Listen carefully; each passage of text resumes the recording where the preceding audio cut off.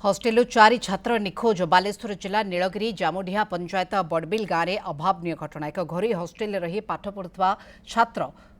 गतकाली राति 4 जण छात्र हस्टेल कुआड़े पलाई जाइछन्ति जहाँ सूचना मिलुछि एवं हस्टेल 4 जण छात्र निखोज होगा पछरे कौन कारण कहीं छात्र माने निखोज अछन्ति। बालेश्वर मौलानगर राकेश बेहरा पुओ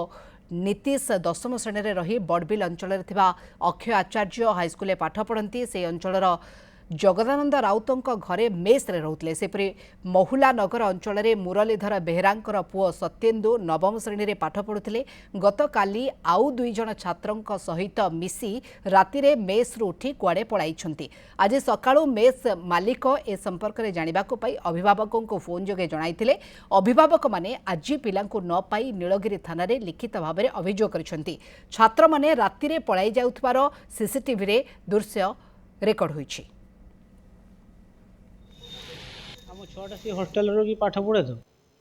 आउ मैडम आज 5टा बेले फोन कले कहले तुम छुआ आउ 3टा छुआ 4 जन ना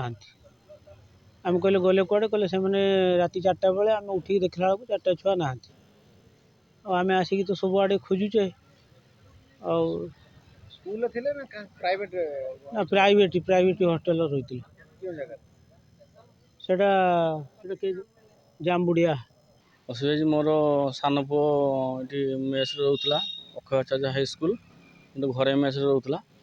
आल राति कड़े पलि मो गाँ छुआ जड़े रुहे आउ 2टा बारिया छुआ रुहति 4टा पिला राति कड़े चल दीदी 5टा बेले फोन मारिक कहले तुम पुओ ना आउ 3टा छुआ ना तुम शीघ्र आस आम खोजाखोजी कर चारिड़े पिला को मु छाड़ी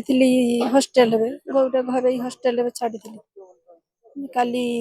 दीदी फोन मारे आज सका 5टा बेले कहले भुआ पिला मिलू ना जे पिला ना 4टा पिला हाँ से देखिले जे राति 4टा ना कि आम सीसीटीवी कैमेरा देखिले जे 1:28 को पिला बाहर के आसी आम छाड़े से बड़बिल स्कूल सेटा छाया हस्टेल एफआईआर नहीं पाइबू तथापि आम रखी था एफआईआर नहीं ना गोटे एमतीका सिंपल लेखा गोटे रखिले 24 घंटा भितर जाकि एफआईआर सार